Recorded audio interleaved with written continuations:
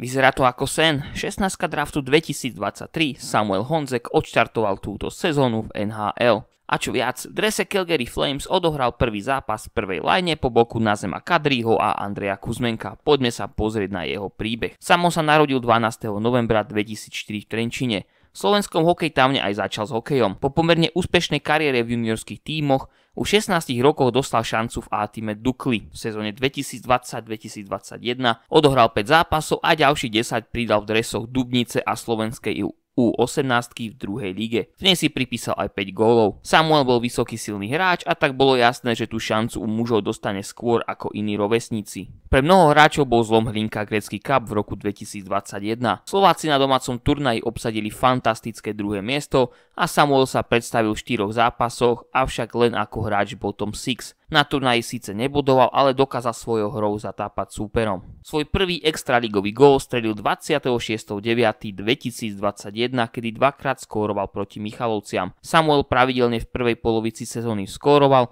avšak postupom času sa prepadal v zostave. Celkovo v 49 zápasoch ako hráč, ktorý počas sezóny oslavil 17 rokov, zaznamenal slušných 10 gólov a 4 asistencie. Bol štvrtý najlepší strelec Dukly. Predstavil sa na majstrovstvách sveta do 18 rokov prvej A kategórie, pomohol Slovensku 4 gólmi a 2 asistenciami znova postúpiť do elitnej kategórie. Za svoje výkony dostal šancu aj na úvod prípravy mužskej reprezentácie na majstrovstvách sveta. V auguste sa zasa zúčastnil U20 šampionátu, ktorý sa hral v tento netradičný termín, keďže počas klasického termínu v decembri kosila hráčov epidémia covidu. Samuel si nepripísal ani bod a hral až vo 4. formácii. Prichádza sezóna 22-23, pred ňou sme si písali, že Honzek má šancu byť draftovaný, ale nemá to vôbec isté a ak sa tak stane, tak to je v posledných 2 kolách. V Dukle mu príliš nepomohli, sľubovali mu miesto v zostave a dostatočný ice time, ale to sa nestalo a tak sa Samo presunul do kanadskej VHL. Tam začal od začiatku hneď udivovať, bol aj vybratý do top prospects game celej CHL, čo bola obrovská podsta. Avšak najskôr ho čakali majstrovstvá sveta juniorov. Slováci na nich postúpili do štvrťfinále, kde nás predĺžení s Kanadou vyradil Connor Bedard svojim nádherným gólom. Samuel však tedy usledoval turnaj z medicínskych zariadení. V druhom dueli na šampionáte spadol z krumáží s americkým protihráčom a ten mu nešťastne prerezal lítko. Veľká škoda, Samuel sa totižto trafil v oboch prípravných dueloch a na turnaj išiel vo veľkej forme. Aj napriek zraneniu sa však posúva v draftových rebríčkoch. Veľký silný hráč, ktorý má celkom slušné korčuľovanie a strelu, sa musel skautom páčiť. Do hry sa vrátil až v polovici februára. Bohužiaľ zmeškal aj ten spomínaný top prospects game. V bodovej produkcii však ďalej pokračoval a sezónu zakončil s 23 gólmi a 33 asistenciami v 43 zápasoch. Playoff pridal bod na zápas. Predtým ako budeme pokračovať, klikni na tlačidlo odoberať a neunikne ti žiadne moje video. Na kanáli ich už je cez 200, takže budeš mať čo pozerať. Na drafte ho skauti videli na konci prvého kola, ale už na pozícii číslo 16 si ho vybralo Calgary Flames. Bol až druhý najvyššie draftovaný Slovák. Z 10. miesta si St. Louis Blues vybrali Dalibora Dvorského, ale už vtedy sa objavovali hlasy, že 193 cm Samo sa do NHL dostane skôr vďaka svojim fyzickým schopnostiam. Nasledovala pozvánka do kempu, kde sa však zranil a marodoval až do začiatku decembra 2023. Vo VHL týme Vancouver Giants započal svoju druhú sezónu a týmu sa zapáčili jeho líderské schopnosti a urobili z neho kapitána. Jeho oneskorený štart do sezóny mal za vinu, že sa pomalšie rozbiehal a nebodoval toľko ako prvú sezónu. Rok sa s rokom zišiel a Samuela čakali už tretie 20-ky. Na nich ukázal výbornú predbrankovú hru a hlad potom ísť do brány a skórovať.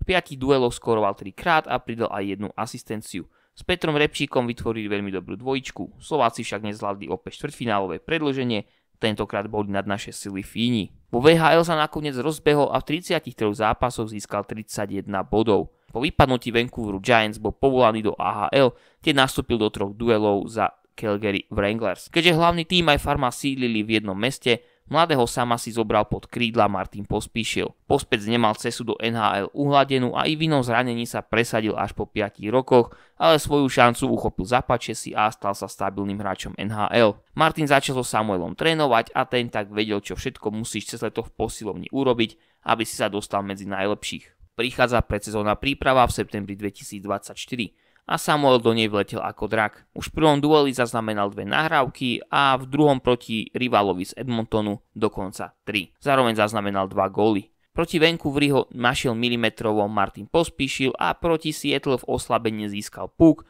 ukázal poriadne zrýchlenie a dravosť a dal taký gól, ktorý obletel celý hokejový svet. Beatwriteri a podcasteri, ktorí mapujú Flames, sa začali zhodovať a hovorili: tento chlapec si pýta miesto v NHL. Flames nás nechali poriadne dlho čakať, ale nakoniec Čierny Peter ostal v rukách iných hráčov a samo začal sezónu v najlepšej lige sveta. Flamu chcú dať poriadny priestor sa ukázať, okrem spomínanej prvej lajny bude hrať aj v druhej presilovkovej formácii. Calgary podľa mňa nemajú tým na play-off a mali by začať omladzovať, aby započali novú éru klubu. Samuel by však mal byť uvoľnený, má byť budúcnosťou Flames a ak ho po zlých výkonoch preradia do AHL, nemusí klesať na duchu.